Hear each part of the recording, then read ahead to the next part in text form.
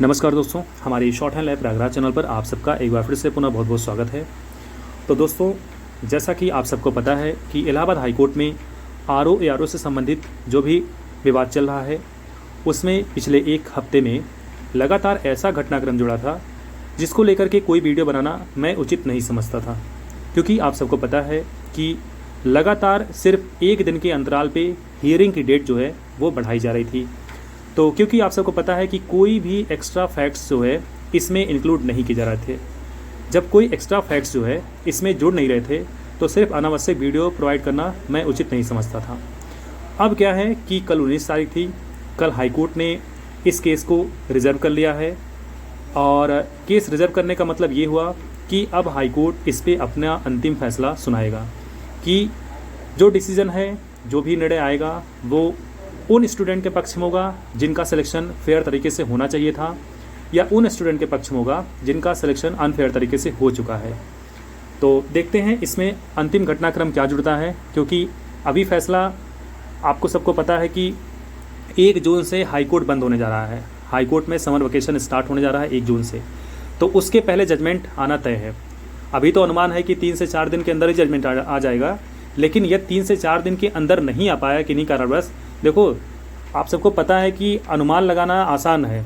अभी आप सबको पता था कि पिछले 3 से 4 दिन के अंदर लगातार डेट जो है वो बढ़ रही थी, तो क्या ये भी अनुमान लगाया जा रहा था कि जो आज की डेट लगी हुई है आज ही सुनवाई हो जाएगी, लेकिन सुनवाई ऐसा हो रही थी? नहीं हो रही थी ना। तो अगले दिन की डेट दी जा रही थी, उस दिन भी नहीं हो रही थी, अगले दिन की दी जा रही थी। भाई हाई कोर्ट है, इस तरीके से आसानी से काम नहीं होने वाला है। जैसे पुराना आपने इतिहास देखा ना कि तारीख पे तारीख वाला कार्यक्रम, वो यहाँ पर भी लागू है। इतनी जल्दी से सुनवाई कहाँ हो जाती है? इतनी लंबी पॉपुलेशन, इतना ज़्यादा केस वैसे भी हाई कोर्ट में पिटिशन पड़ा हुआ है। तो फिलहाल ये है कि काफ़ी हद तक जो है चीज़ें तेज़ी से हुई हैं, क्योंकि लगभग आप जानते हैं कि 9 से 10 माह जो है इस वैकेंसी को हो चुका है धीरे धीरे करते हुए। और यदि एक माह जो है ये हाई कोर्ट का जो समर वेकेशन होने जा रहा है, इसमें भी यदि समय लग गया तो समझ लीजिए कि लगभग साल भर पूरा हो जाएगा इस वैकेंसी को।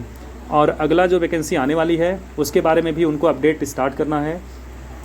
तो ये मान के चलिए कि जो जजमेंट आएगा वो संभावना है कि इस हफ्ते के लास्ट तक आ जाएगा, और इस हफ्ते के लास्ट तक नहीं आया तो इस माह के अंत तक ज़रूर आ जाएगा, क्योंकि आप जानते हैं कि समर वेकेशन स्टार्ट होगा 1 जून से, और 1 माह के लिए स्टार्ट होता है। 1 माह की पूरी छुट्टी हो जाएगी, तो उसमें कोई जजमेंट आपका नहीं होगा। और अब जो फैसला आने वाला है उसके बारे में ध्यान सुनिएगा कि जो फैसला आने वाला है ये अनुमान, ये वहाँ से जो भी चीज़ें पता चल रही हैं, जो भी स्टूडेंट का जो प्रेडिक्शन है, जो वहाँ के अधिकारियों का प्रेडिक्शन है, जो वहाँ के कर्मचारी जो अंदर हैं उनका प्रेडिक्शन है कि संभावना, पहली बात तो ये है कि कुछ वेटिंग लिस्ट जारी होगी। कुछ वेटिंग लिस्ट जो है वो जारी होगी, जिनका पॉइंट कुछ से रुका हुआ है, उनके लिए सबसे पहले संभावना बनी हुई है कि वेटिंग लिस्ट ये जारी हुई। और वेटिंग लिस्ट कितने लोग की जारी होगी ये भी समझिएगा।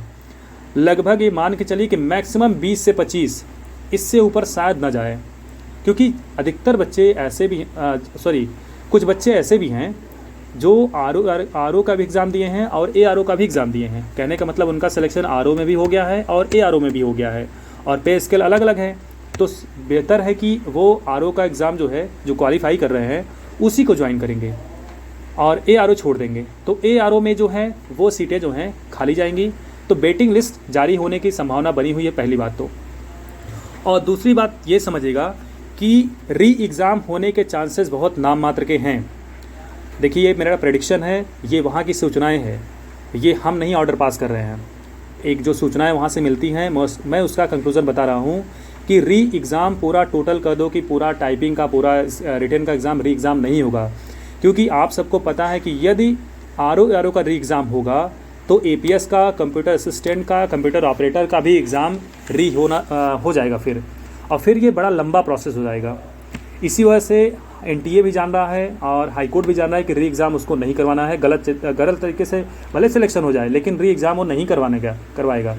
और आप सबको ये भी पता है कि इलाहाबाद हाई कोर्ट कभी भी अपने ऊपर धब्बा नहीं लगाएगा कि हम गलत थे। इतने लैंडमार्क जजमेंट की वजह से वो इलाहाबाद हाई कोर्ट वैसे भी जाना जाता है। वैसे भी इसकी पुरानी वैकेंसी जो है इतने फेयर तरीके से हुई थी उसके बारे में जाना जा सकता है। और ये लगभग 400 पोस्ट, 500 पोस्ट के आसपास जो है टोटल वैकेंसी थी।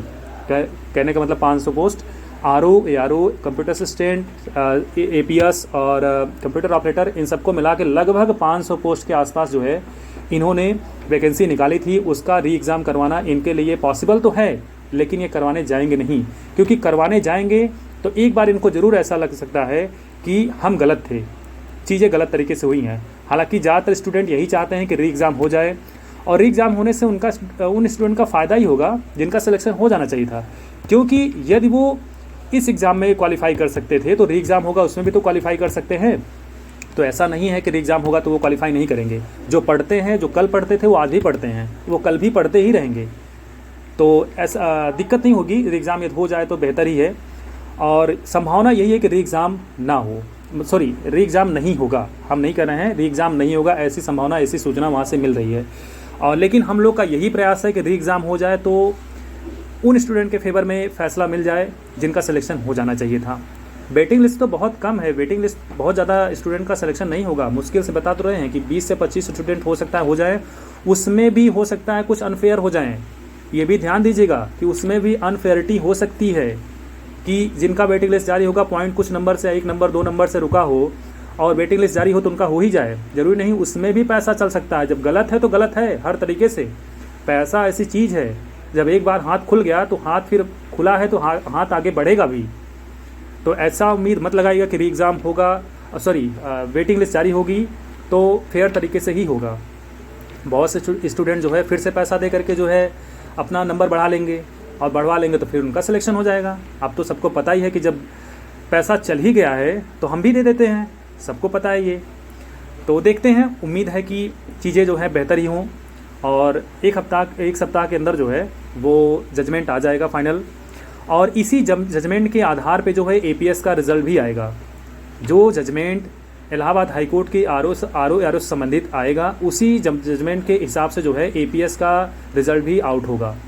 क्योंकि आप सबको पता है कि एक दिन के अंतराल पे इसका भी एग्ज़ाम हुआ था और NTA ने भी लिया था। NTA ने तो भाई साहब अपनी पूरी फौज खड़ी कर रखी है वकीलों की कि हम गलत नहीं हैं, और वो अपने आप को गलत साबित नहीं करेगा, क्योंकि उसको और भी एग्ज़ाम्स करवाने हैं। वो नीट का एग्ज़ाम करवाता है, UGC का एग्ज़ाम करवाता है, तमाम एंट्रेंस एग्ज़ाम करवाता है, तो वो तो गलत नहीं साबित करेगा अपने आप को, और हाई कोर्ट स्वयं में नहीं करवाएगा अपने आप को गलत साबित। तो सीधी बात है कि फ़ैसला हो सकता है नेगेटिव आ सकता है, कि जो स्टे लगा हुआ है स्टे हटा करके जिनकी ज्वाइनिंग होनी है, जिनका डॉक्यूमेंट वेरिफिकेशन हो चुका है, उनकी ज्वाइनिंग करा दी जाए। तो देखते हैं, प्रयास यही है कि स्टूडेंट के फेवर में ही फैसला आ जाए। जो भी अपडेट मिलेगा हम आप सबको एक साथ जो है सारी वीडियो प्रोवाइड कर देंगे। लगातार मैं वीडियो इसी वजह से नहीं बनाता क्योंकि अनावश्यक वीडियो बनाना उचित भी नहीं, मैं नहीं समझता, और समय मिलता है तो मैं ज़रूर जो है जो कुछ जानकारी मुझे मिलती है मैं आप सबको सूचना प्रोवाइड कर देता हूँ। ठीक है, यदि आप वीडियो अच्छी लगे तो प्लीज़ वीडियो को लाइक शेयर कमेंट्स वगैरह सब कुछ कर दीजिएगा। जो भी हमको जानकारी और भी मिलेगी मैं आप सबको अगले दिन प्रोवाइड कर दूँगा। Okay, thank you so much video को लास्ट तक बने रहने के लिए।